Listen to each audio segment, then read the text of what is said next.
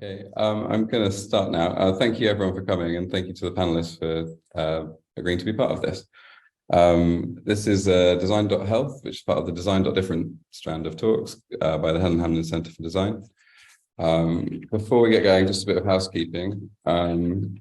So each speaker is going to give a short introduction to their work, which will be followed by a discussion and then a Q&A. We're in webinar mode, which means that we can't see you, but we're looking forward to seeing your questions. The Q&A box is enabled for this purpose, and we have a feature enabled where you can vote when you can like when someone asks a good question. So the questions that everyone is in agreement with go to the top. Captions are available, and you can enable captions from the bottom of your screens. And we're recording the session, and it will be made available in the next few weeks.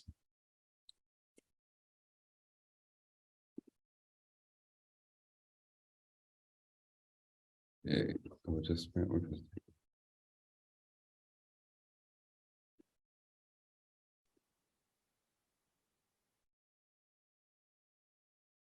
Okay, so my name is Tom Stables. I'm based at the Helen Hamlin Centre for Design, which is part of the Royal College of Art. We're based here on the Battersea campus, the new campus that opened about a year ago. And the Helen Hamlin Centre for Design is the largest and longest running centre for design and for research at the RCA. We've been going for 32 years, and we've been working on a huge number of projects with a really diverse group of participants and partners. This diagram sort of shows who we've been working with and the sectors that we operate in. And the work that we do here is divided into 4 labs. There's the Age and Diversity Lab, the Healthcare Lab, the Inclusive Design for Business Impact, and Inclusive Design for Social Impact. And I'm part of the Healthcare Design Lab. And so in healthcare, we often are we're doing a huge number of projects, but we're doing it around this central theme, and it's sort of summed up by this sentence. The idea that how can I still feel like myself even though my circumstances have changed? So health events happen to you, and we believe that the solution should happen with you and for you and by you. And even though you're not overtly choosing something, it should still feel like a choice. And how can we enable people? So a lot of people sort of say, I'll get back to myself when I'm better, and we kind of put this sense of self on hold whilst we're going through a healthcare event. But we believe that if your life prior to it can better prepare you for health events, your experience of going through it can reflect your life outside of that health event, then it can successfully help you navigate out of it. So either a return to something or preparedness for something new. And we kind of look at our research projects in 3 areas: through language, through technology, and environment. So language is the ability to explain how you feel, and that directly dictates someone's ability to treat you. In the inverse of that as well, the way that healthcare is explained to you directly affects your experience. Technology, we're looking, and all of our projects that we're doing are 1 or 2 or 3 of, or a combination of all these things. Looking at the potential of technologies, so looking at AI, and then also looking at how we can combine research networks around these. And this project, this topic of honouring personhood in a healthcare setting came around from work we're doing with UCLH, conversations around the intensive care unit there. We'll hear more about that in a minute, but we kept coming back to these conversations of what kind of interventions, what kind of conversations, and what kind of structures are in place for this sort of reflection of who someone is, the contextualizing of someone's care and who they are. This isn't to say the aim of this session is to show that work is being done around this, really, really interesting work. And the aim is to bring people together to talk about it and build on it. And it's a huge topic. So we're not going to solve anything, we're not going to end up with, that's it, we've done it in an hour. But this is the start, and this could be the start of other conversations that we have and other pieces of work that we do. And I really think it's important to highlight the work that is being done and how these 3 different approaches can reflect on each other. So we've got participants from the Rhode Island Design School, the Centre for Complexity. So we've got Justin Cook, who's the founding director, Sahib Singh, who's the strategic design lead, and Julie Woods, who's the strategic programs lead. Special thank you to these 3 who are calling in from America, and Julie's from Arizona. So thank you for getting up so early to do this. From UCLH, we've got Tim Benici, who's a consultant intensive care physician, and Stephen Pearson, who's the critical nurse care specialist, and the person-centered care lead nurse. And from the Helix Center at Imperial, we've got Ivor Williams, who's senior designer there. I've asked each panelist to prepare a presentation or a few words around the work that they're doing, and it's focusing mainly on the patient perspective.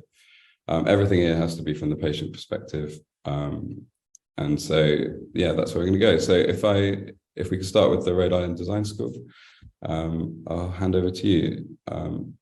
If you'd like to share your screen, feel free. I think we'll just share some of our work. It's early stage, and I'll kick it off and then hand it over to Julie and Sahib. So thanks, Tom, and to the Helen Hamlin Center. Delighted to be here and to be joined by my colleagues Julie and Sahib. I'm also excited to have this opportunity for transatlantic conversation. I mean, we're coming from a very different medical, legal, and cultural and financial context for healthcare, but Tom, in our conversations, we've found a lot of common grounds, and so I think there's really great opportunities for exploration and sharing here. My name's Justin Cook. I'm trained as an architect, and I'm the director of the Center for Complexity at RISD. I think we're a kind of sister organization of Helen Hamlin Center, but much younger and probably smaller. But our mission is to research the application of the creative practices that RISD is so well known for to complex systems challenges. And we do that primarily through partnered research projects. And so what we'll share with you today is one of these partnered research projects. And in addition to that, we have active research projects in nuclear disarmament and existential threats in the future of governance. We have a big project around tackling the opioids crisis and stigma in Rhode Island and in the US, which,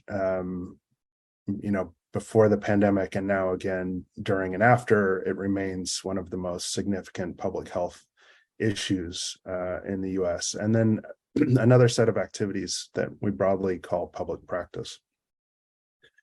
How do we characterize our work in healthcare, our design work, our research?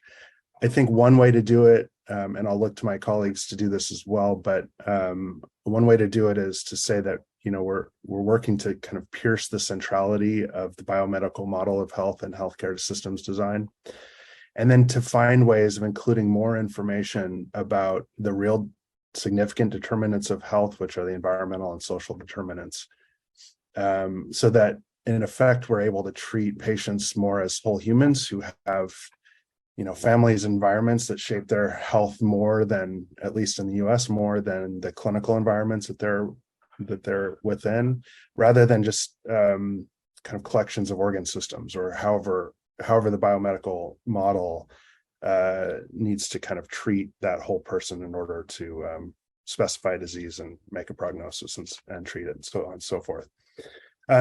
So the conversation about personhood is, I think it's one that we very much want to be a part of.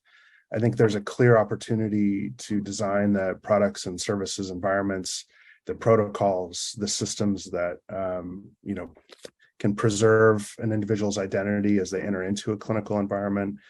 I would say that personhood is not part of our kind of design lexicon, so I'm happy for the opportunity to explore that with you all.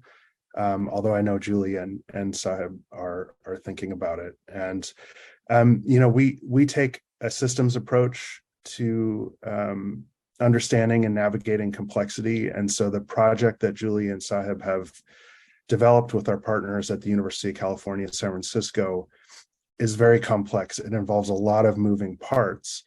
But we found this necessary in order to grow a body of evidence that helps us understand how to deal with this issue of the role of language and translation in an individual's health outcomes. So we'll give you a bit of a peek into that, but very much looking forward to the conversation. So with that, Julie, Sahib, I'll turn it over to you. Thanks, Justin. Excited to be here. Julie and I put together a few reflections on personhood, but just to kind of maybe set the scene a little bit, Justin referenced this project that we're in the midst of, this health equity pilot with the University of California, San Francisco School of Medicine. And the focus there is really on patients with limited English proficiency. And how do we benefit those patients, understand their poor outcomes, what's contributing to their non-equivalent care compared to English-speaking patients. So Julie and I put together like thoughts that are reflections. I guess we could characterize this as 5 different themes related to personhood, but there are also opportunities for intervention. That is, what prevents basically seeing an individual in the fullness of their being and their experience. And so our observations are coming directly from our project. So the first really is that we would offer technological solutions can't solve interpersonal challenges. In this specific project, just providing more interpreters for patients with limited English proficiency isn't going to just necessarily improve their health outcomes. How is that going to address issues that are emotional, that are psychological in nature, just by providing more technology? The second piece is that without shared language, there's no mutual understanding. And if there's no shared language and no mutual understanding, then there's no patient agency. So patients with limited English proficiency, their insights only have value when they're translated into English. So how does that allow them to truly advocate, voice their anxieties, worries, deepest concerns in a way where they have true agency? The third piece is, singular solutions, or taking a kind of silver bullet approach to this very messy issue that is as much about patients' lives outside the hospital as it is their lives within the hospital.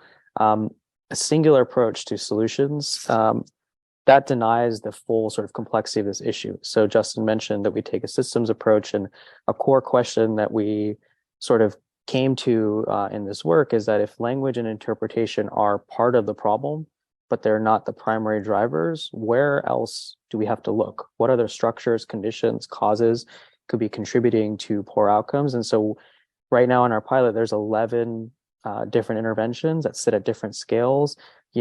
How do we understand the emotional value of food? What about idioms and similes when it comes to expressions of pain? What about what happens in the actual environment around the patient, and how does that impact their stress and their well-being? What about patients and their ability to confirm a clinician's comprehension as opposed to the other way around? A patient teach back. What about patient definitions for what good and poor outcomes should be, or patients writing their own sort of letters of what they expect in their own care and in their healthcare experience? The fourth observation to offer is that, there's often in healthcare a focus on what to measure, what are metrics, but measurement and metrics often take away the focus from people and their kind of humanity, and they can often turn to just being about data. And then data basically turns patients into kind of consumers. So here we would sort of offer, just achieving compliance or achieving, 100% compliance and having interpreters. That's not going to necessarily improve health outcomes. So what good is compliance if outcomes don't improve?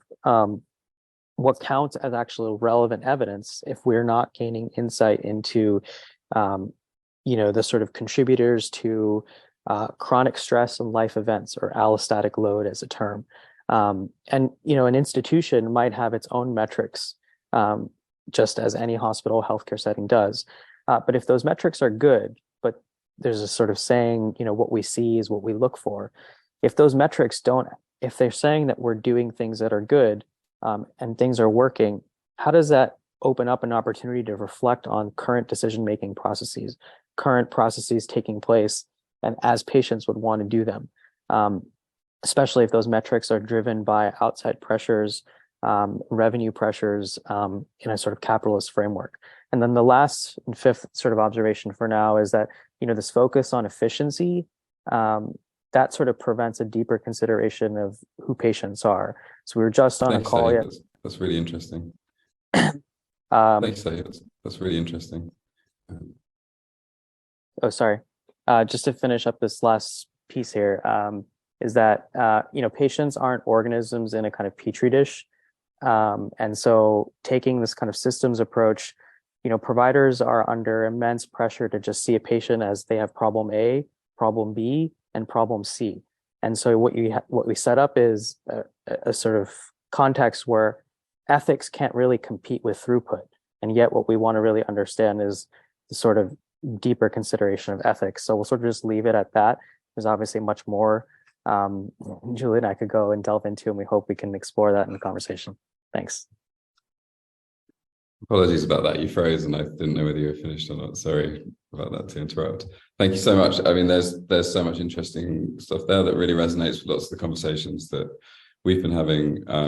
So for that, I'll pass over to Tim and Stephen.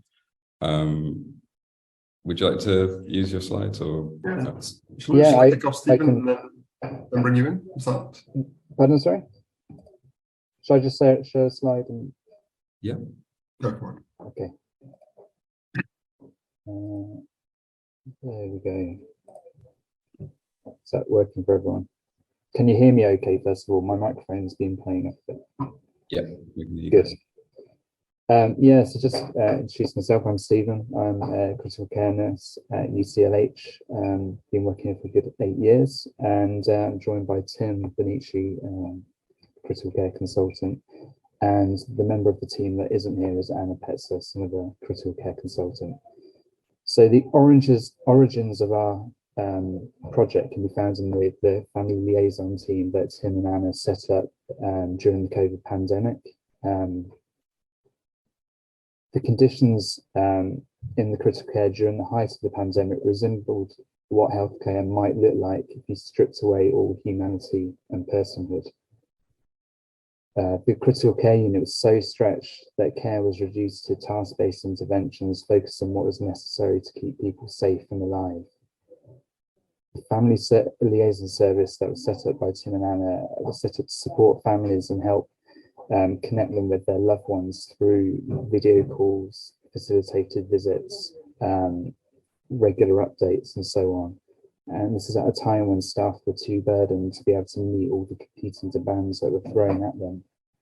The reality is the pandemic really turned a spotlight on and amplified issues that are already there pre-pandemic. For the last 18 months, Tim, Anna and I have been working towards developing a model for person-centered care that delivers an excellent experience for patients, families and staff, sustainable if for the long term, and is adaptable to the local context. We've created supportive roles and structures within critical care to support patients and their families and staff during their critical care journey. But what Tom asked for us to share today was the part of the project, which is still really in its infancy, which is our work towards greater public and patient involvement engagement, and talk about the patient experience. We've held several engagement events over the last year where we've spoken to former patients and families about their experience. And so far, if we're really honest, we've heard from a very narrow socioeconomic group of patients, the easy to reach voices. So while we have some insights into the experience of our patients' families, we don't claim to have the complete picture by any means. It's just a small drop in an ocean of experience. Let me just move on to the next slide.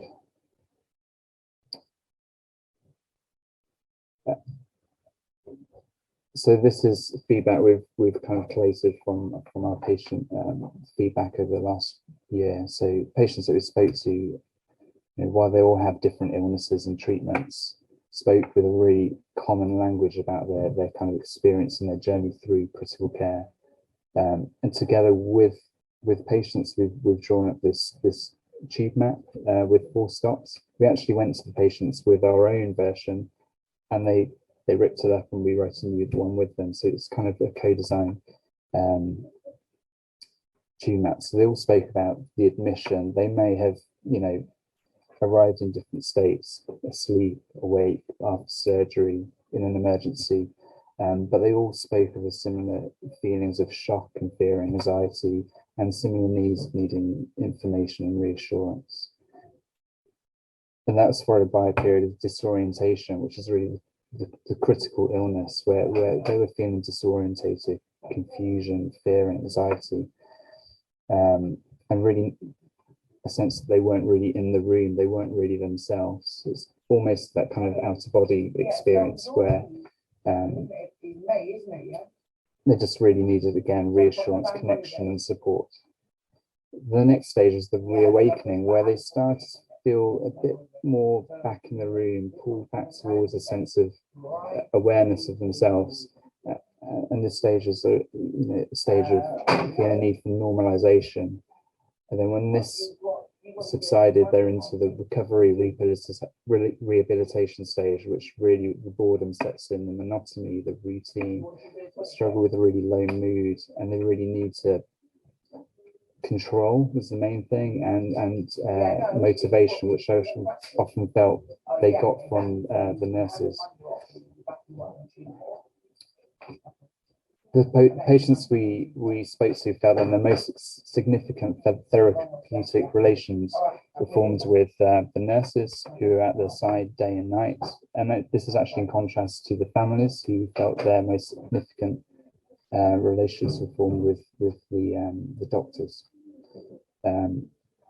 They said that nurses really played a massive role in putting them back into the real world by sharing news of what was going on in the news or on TV the night before, or in their personal lives. And small acts of kindness really, really went a long way, such as buying a coffee for a patient, or holding someone's hand, or just taking time to listen to someone properly, taking time to wash and brush someone's hair.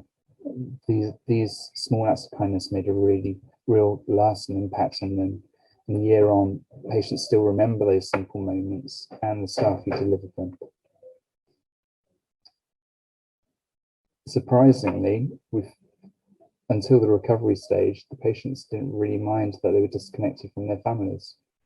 At the time that we did these, we're only allowing 2 one-hour visits a week, and we thought that'd be a source of distress for the patients, and that wasn't the feedback we got from the patients that we spoke to, which was surprising for us. There was common negative experiences as well, the insecurity and fear around shift changes, when we didn't know who was going to look after you for the next 12 hours. Nights and weekends where it felt that there were fewer staff. Thus, they felt a little bit more unsafe. The nights being woken up with the noises, the machines, the lights going on and off. I remember one patient explained to the agreement of everyone that the nights felt endless. And unsurprisingly, everyone hated the food. The families, I don't want to take up too much time. We spoke to bereaved families. This is from that. They had a completely different experience. I don't think we've got time to really delve into this, but I'll leave that up there for a minute or two. Again, their roadmap looks completely different to the patients. It's just really recognizing that they're going through totally different things. The families did feel their journey was arguably more traumatic than patients. I know we've got the bereaved family experience up here, but even just a family member's experience is often more bereaved. I think probably because there's more a sense of disconnection and helplessness when you're on the outside looking in. Now, I just want to share a poem that one of our patients wrote for us, and then I'll leave Tim to wrap up and add anything that I've missed off. And let's just go on to the next slide. Do you know where you are? They asked, but I didn't. What time is it?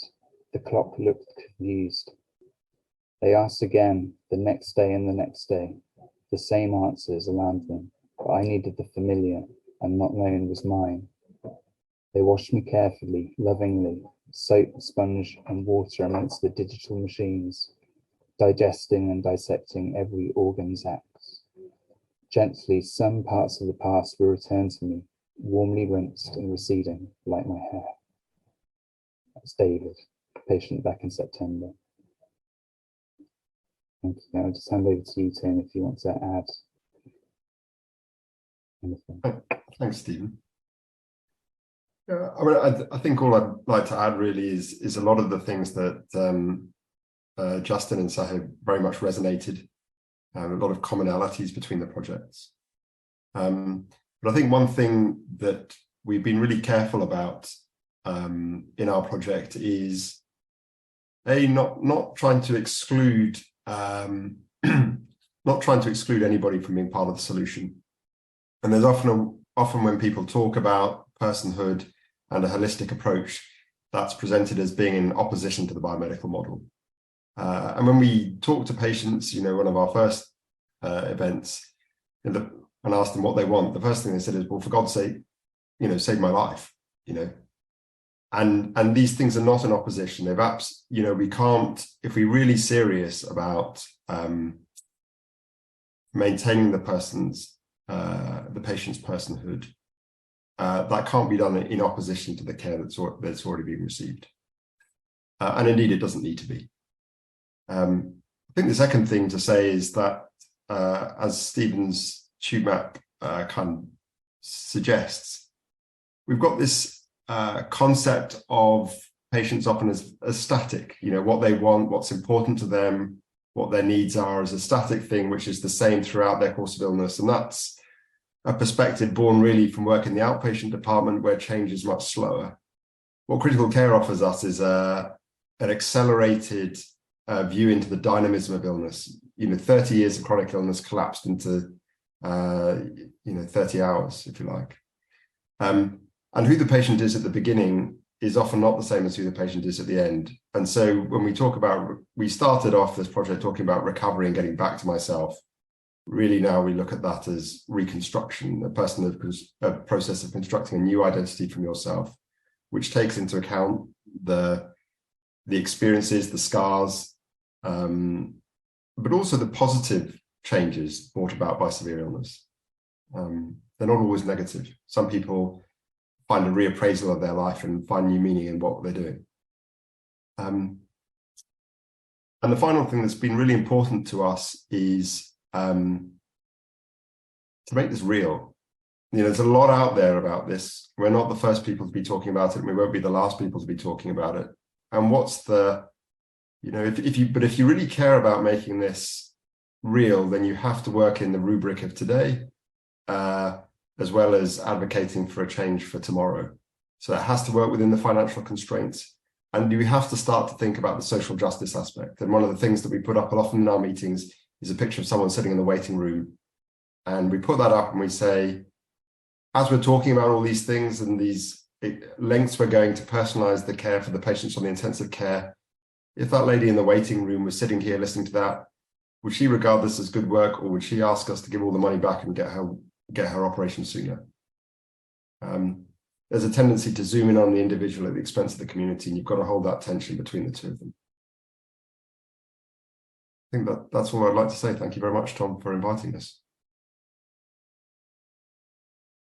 Thanks, Stephen and Tim. I think that really, raises some really interesting points that can become the start of our conversation. But before that, we are going to go to Ivor to talk about his project. Thank you, Ivor. Thank you, Tom, and thanks for everyone else. Is it good or bad to finish at the end? Because I now feel like I'm like, wow, that's really hard to beat. Really amazing stuff. So I'll quickly go through just a bit of context, who I am, who we are, from the Helix Center, which is a design studio that is a collaboration between the RCA and Imperial College in London. We're based in St Mary's Hospital in Paddington in London. So we're quite unique in that we're a design studio completely embedded in the clinical environment. So the work that we do with people, both in the kind of clinical settings in the hospital, but also in the community, is kind of at the center of what we do and have done for the last 10 years.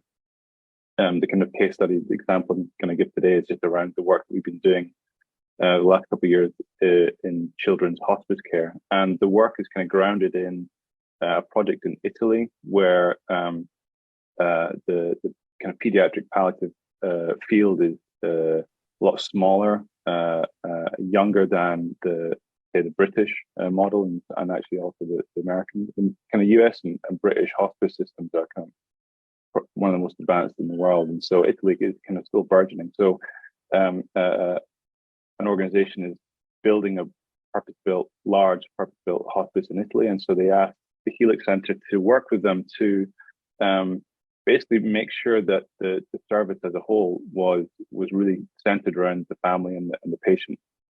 And so that kind of, the perfect fit for us. And one of the things that was, it's a really big project in a sense. And so what we did a lot of work. We did about 9 months of just research to kind of just get our head around the whole space. We've done a lot of end of life work for the last 10 years, but children's hospice care was new to us. So, there's a very big difference between children and adults when it comes to palliative care and end of life care.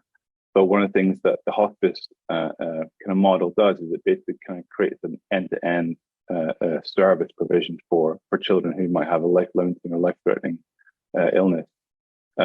And essentially this kind of journey of the family from awareness and referral all the way through to death and bereavement is kind of the defining qualities of a hospice. That awareness and referral can start at birth or actually before birth, when the genetic disease might be identified in utero, or it might actually happen after a number of years where a child might grow healthily, normally for a number of years before a sort of genetic disorder may kick in, or a disease like a cancer might present itself.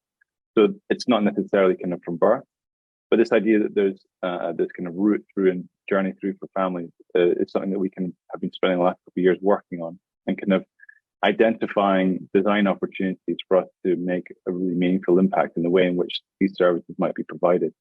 The work we've done to date has been kind of based around prototyping. We've built kind of prototypes of varying complexity, essentially picking areas that had the largest and kind of clearest opportunity for us to try something new, which again range from the awareness and referral stage, where we created a chatbot called Chiara, which was to kind of solve the issues of onboarding and referral to a hospice by kind of utilizing technology that could personalize information for a family who might be either interested or being referred to a hospice, all the way through to the day services, where basically there's lots of challenges and opportunities to better support children, siblings, and parents, but also working with the organization themselves to kind of design what we consider more positive environment, and using kind of architecture and interior design to kind of improve the way in which a family experiences the physical space, but also leveraging how we might use kind of monitoring technologies, off the shelf stuff, to augment the clinical work that goes on there. But the thing I'm going to just quickly talk about is a project that was, in a way, kind of more at the kind of death and bereavement end, but actually really diffused through the whole kind of journey, which was called Special Moment. And Special Moments came out of identification that when it came to the experience of family members and the death of a child, there was some kind of practices that were there to kind of support families through the actual process of transitioning, as it were. Obviously, there's a whole bunch of therapy, there's bereavement support, counselling. There's a lot of things that exist that are kind of clinical support mechanisms in a way. But the thing that we saw, which felt like very underutilized, was the way in which families were supported to make memories and actually to conduct memorialization of a child. And we kind of felt that there was a kind of unique opportunity to try and shift the way in which that might be done. So when it comes to memory making and the ways in which families are supported to memorialize their child, they're basically they're not very personalized. They're also not very widely available. They don't actually use the things that we do all the time to store memories, which is say messages or videos and photos. And they're certainly not designed for children to use. And in relation to this kind of the framing of this conversation, like the thing that was critical for us was to speak often and early to the families themselves who had gone through the experience of losing a child. And I think what is really powerful about this project over the last 3 or 4 years we've been doing it is the engagement and the experiences of parents and how they have reckoned with easily most difficult thing that a parent should ever have to go through, which is the death of their own child, either through long illness, a predicted long illness, or a very short illness. And when we started asking these questions around memorialization and memory making, the parents would say a number of wide-ranging different things. I've just kind of highlighted a couple of things, but what is kind of important to recall was that that they always felt it's very important to remember that there were lots of good times, even when the child is at their sickest. The kind of the heightened sense of living was really important thing to kind of remember, and the idea that they were trying to be positive and making the most of time. And also this idea that following the death of a child, the idea that the memories that they would create would help them through that grief journey. So, days, months, years afterwards, the idea that had a real healing effect. It wasn't simply about trying to kind of simply materialize, memories that could be kind of used in a nice way. It was like almost essential. And on the right, there's a larger quote, and I think it's really powerful. I mean, speaking of intensive care, the idea of a child when they would enter into that last stage and they might be admitted into hospital, depending on the complexity of their health. The one mother would talk about how she took photos of her child in intensive care to know what it was she looked like when she was at the very end of her life, and that being a really important memory to hold. And it seems almost kind of could seem a bit odd, the idea that seems like a really horrible thing to capture, but actually to make sure you don't forget that. The idea that the quality of what constitutes a memory, that as a person or a parent who doesn't have a child that's that sick, like you might kind of wonder what was important, and these kind of really these powerful insights helped us understand like what we could really do to support them. And it also extended past the parents to siblings and other children. The idea that obviously, as you might imagine, like having memories and documentation, photos and videos of people would be very helpful for a younger sibling to have some sort of relationship with the dead child. So, what we do a lot of, as with everyone else, we do design workshops. We'll conduct kind of sessions with people we're designing for. So this was in June 2020. We ran online co-design workshops, and we worked with them to kind of identify and frame the opportunities for this project. So what we developed was a prototype product that basically allowed parents to support them through the child's journey through to bereavement. And it really was designed to capture a rich tapestry, really, of a child's life from a variety of sources. And this was kind of key, with this variety of sources to support memorialization. So it acted as a single place for parents to capture memories of their child. This idea that they could invite other people who were involved in the care of the child to upload images or words. They could tag out emotions and kind of build a kind of structured way of accessing it. And they could invite other people to view the memory. What was really kind of what came out of this prototype was the diversity of value basically that people got from it. They felt it was a way of protecting the privacy of the child. It was a great way to have something they could share with people they trust. On this quote on the right, it's like if you were to receive an image, for example, that perhaps you hadn't seen before of your child, it was like a gift.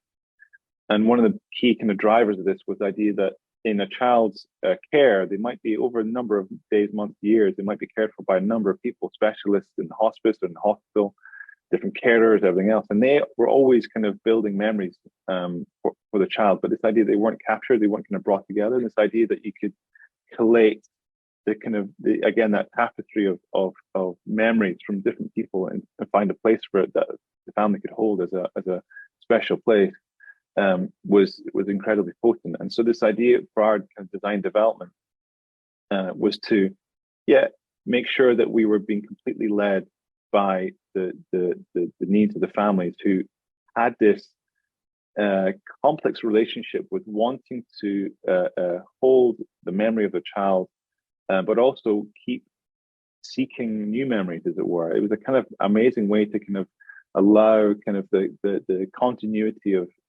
bonds to remain robust through past death of the child. And I think for me, it's a good example of how to make sure that you're definitely not trying to figure out and assume what patients and parents may be wanting. I think the different prototypes we've made in this project have all varied, and it's been quite a fascinating experience to see what lands and what completely falls flat, and really kind of making sure that we're kind of led by that. I'll just say by further, if you're interested, we have a large policy report we released last year called Children's Palliative Care Provider of the Future.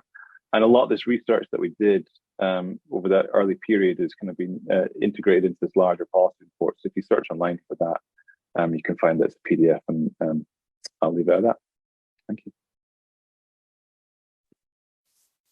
Thanks so much, Ivor. And thank you to everyone. That's such interesting work, and there's so much crossover. I have a question for everyone, which is to start off this conversation. I'm aware that we don't have a lot of time now, but so you talked about, this kind of work not being the primary driver at any point. And Stephen, when you talked about the things that were meaningful, there are these quiet, small, very, gentle interventions. And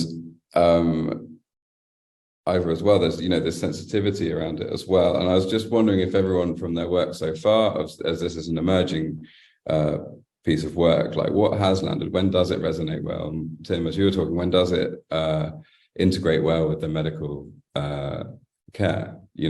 How can we make these, these small, gentle, but essential things, when have they resonated well in a way that both sides have collaborated in the best way that you've seen? Maybe someone from RISD could start on this one.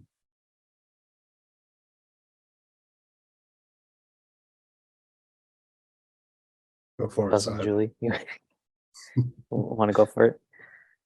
Go ahead. Get us started. So, Tom, if I understand your question, are you asking when has this resonated? Like, if you could, what works and what doesn't work? How can we promote this kind of intervention, the sort of more personhood-based intervention, and when can it not seem like an add-on? It certainly shouldn't feel at odds, and we're all trying to work that out at the moment, right? We're trying to work out when is it appropriate, when's it not appropriate, what works, what doesn't work. And I was wondering, in your work so far, if there have been some shining examples of when both the medical teams, the patients, everyone said, okay, that's something we did, an intervention which honored personhood in a way that everyone can agree on and is important. Yeah, that's helpful. I think in the context of our pilot with these 11 interventions, I mean, each of them is constrained. We're operating in an environment, as you all are, where there are clear constraints on time, process.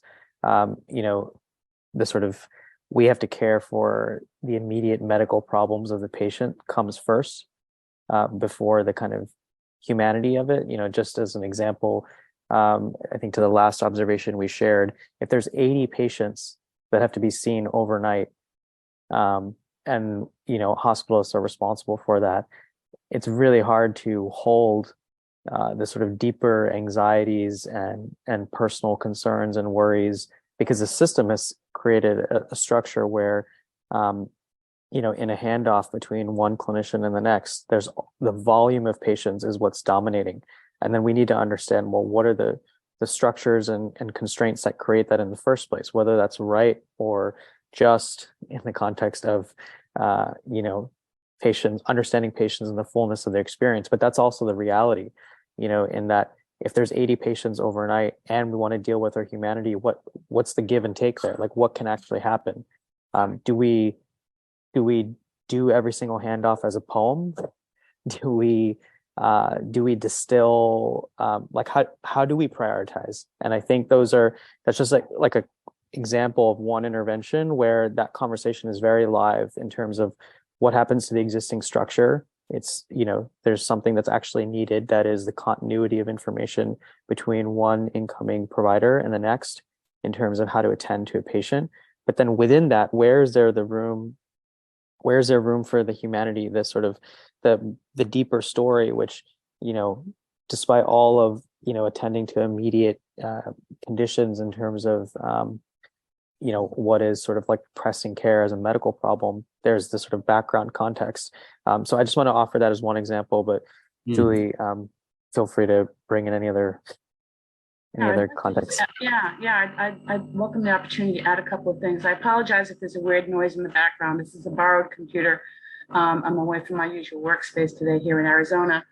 Early on, Tim had a wonderful quote where, Tim, you quoted a patient, I think, saying, "For God's sake, save my life." Right. So one of the things that we talk to the doctors in California about quite frequently is this notion of, the fact that the diagnosis and course of treatment has to come first. And to some extent, that process may deny the personhood, right? And so when do you make space for those other kinds of things? So we're trying to do both at the same time. And in the doctors, we have, what would you say, Justin and Sahib, we have maybe 20 physicians and about 15 medical students right now working with us on various aspects of this project. And so they all are absolutely seeing the value of this new way of thinking, of taking the time to interact with patients in a completely unique and unusual way. In some ways, it is as much of a learning curve for the patients as it is for the clinicians, because it's so unusual. And there's a trust building that is necessary to kind of get over the fact, particularly patients who have chronic conditions, who have been hospitalized frequently, and all of a sudden they're kind of confronted with this very different way of interacting with doctors and nurses and the medical students that they're talking to. And so I think we can say quite safely that people already see the value in that. How to work it into a kind of routine or change perhaps through medical education to how things are done is the challenge, part of the challenge that we're working at. But I'd like to just add one other thing. I think across our three presentations, the issue of the environment, the patient environment, is probably the place where this kind of work could be most fruitful in the near term, because the hospital environment is so foreign to anything else a patient goes through. And we're trying to give them advice on how to feel better, how to explore their own wellness, how to have agency, as Sahib talked about earlier. And yet we're confining them to this environment that is unlike anything else in their life, and into an environment that reinforces their sense of being unwell. Even down to the food, as Sahib mentioned, one of our prototypes is specifically not looking at the quality of the food. We're not really interested in that. We're interested in how it's presented. And it's really presented in a way that reinforces, oh my goodness, I'm a sick person eating the food of a sick person on a tray that is horrible and dehumanizing. And so environment, I think across the three presentations, either the work that you're doing to create beautiful spaces for children who are facing, an uncertain future is really powerful. And I think that's a space I hope where we can continue the conversation about powerful interventions to help people. I really agree with you. I think that those sort of the space is alienating in itself, and there's lots of actions which are infantilizing in some ways in terms of the way that food is presented, the way that everyone is made to lie down, and whether they need to or not. There's an incredible presentation I saw last year about the amount of patients which could be treated sitting up but are made to lie down, and how that affects care. Building on what you're saying, which I really agree with, Tim and Stephen as medical practitioners, how flexible is the approach? Like, how flexible? What room is there to be able to change things in this way? Yeah, I think so. Sort of, if I can bridge the two questions, one of the things that I think you really got to let go of in this scenario is saviorism, and I think that the word intervention is quite problematic, isn't it? It's very forceful. We're going to come in, we're going to do some intervention, we're going to fix this for you with our thing. And if you think about any system, a system by default is a one size fits all. There has to be. You could have a bit of personalization options, but fundamentally it's a one size fits all. The system cannot personalize, only people can. And so what you're trying to do here is not put in big, smashing changes into the system, just little drops of water. And, you saw our kind of logo at the front. And that really came from just thinking about just a little drop of water and the ripples spreading out from that. And I think if we start to think in a more gentle way, I think that's number one. And I think, spot on what Julie was saying. Every time we start to think about the interventions, and at one point we kind of go, we're losing the human in this, what's happened? And it's because the interventions can't be directed at an individual. What you want to do is create the environment in which the staff and the patients can feel human. And then the staff themselves will give of their humanity to the patients. And actually when you walk in, a lot of people come into the ICU saying, what a horrible what a horrible alien environment. When you read the patient experience research on this, the patients say what humanizes the room is the nurse and what she's doing, or he or she is doing in that room. It's not the paint on the walls and the pictures of the flowers. So let's think about creating these human environments which allow the staff to be human. If the staff can be human, they'll create the human environment for the patients to heal. And then my final comment before I pass over to Stephen is just to remember that the illness itself is an actor in here.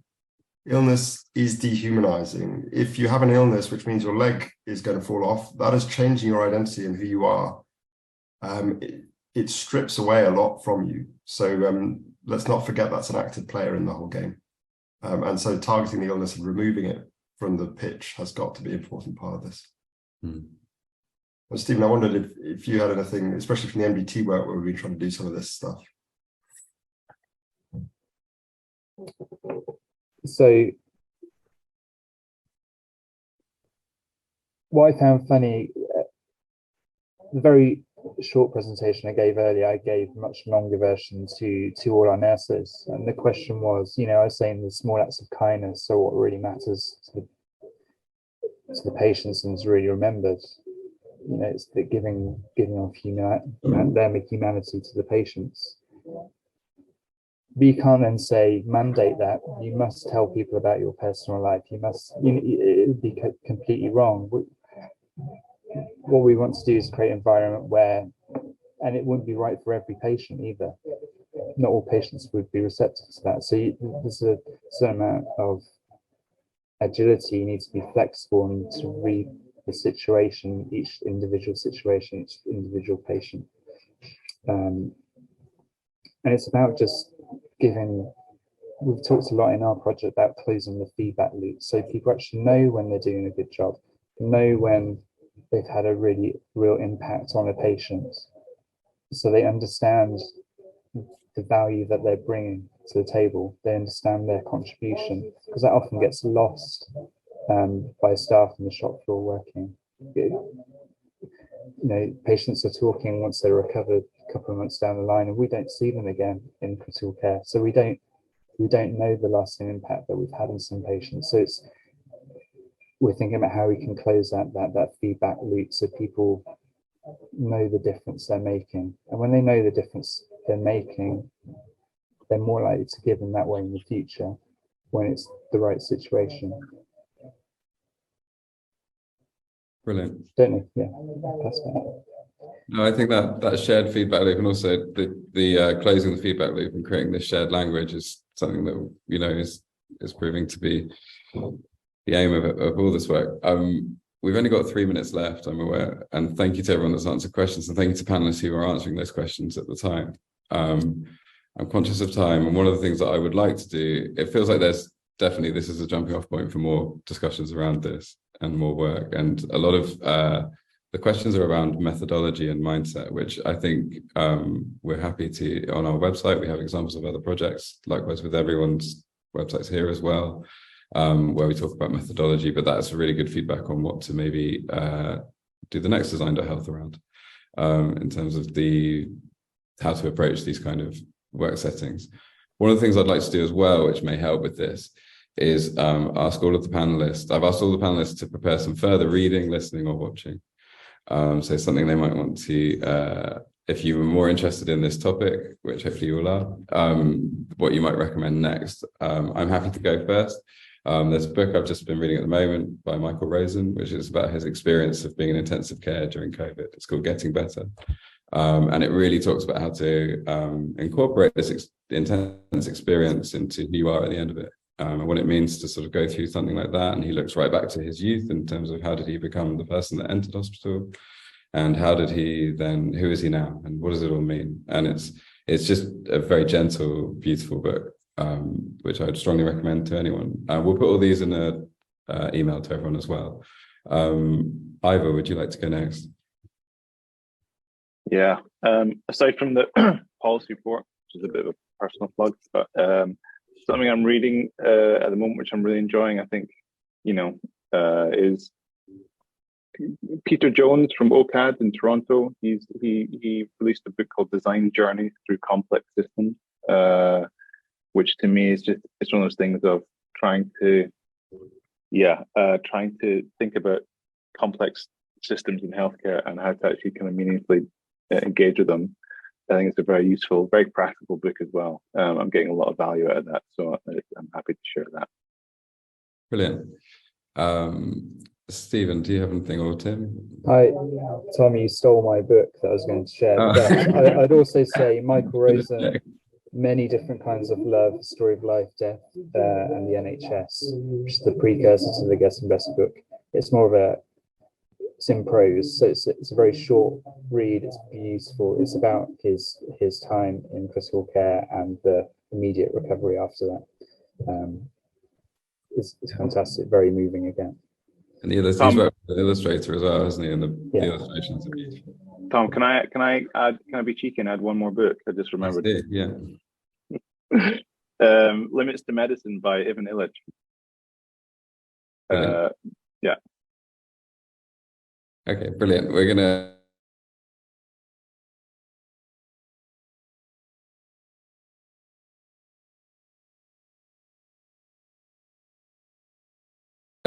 add all these into a list. Justin, Julian, Sahib, do you have anything that you'd like to share as well?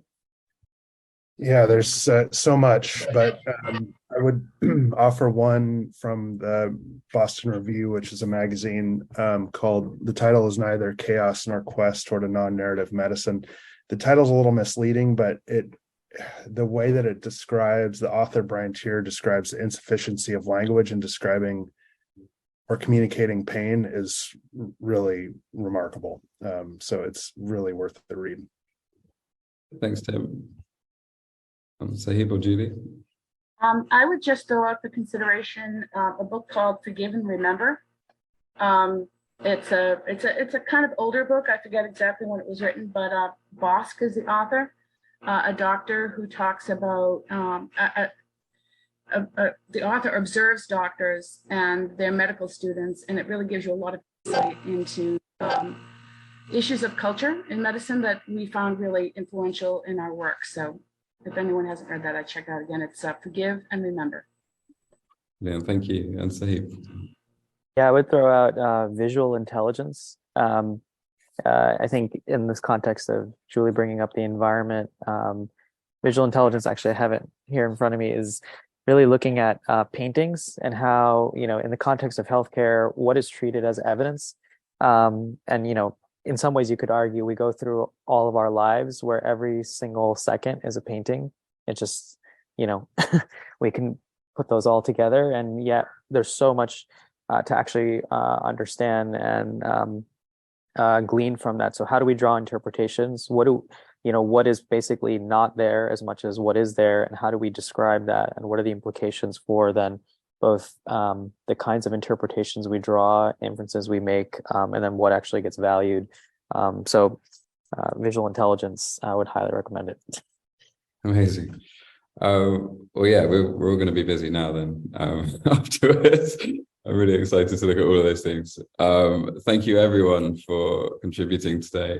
We sadly run out of time. It's given me a lot of food for thought about what we'll do in the next event and what we could do, and how to structure it as well. So thank you so much for the really interesting presentations and approaches, and sorry that we didn't get to answer any questions from the audience in discussion, but thank you to the panelists who wrote those as well. I'm going to, after this, everyone who's attended will send an email with the links to the websites for participants, anything about methodology, and then also the book links as well.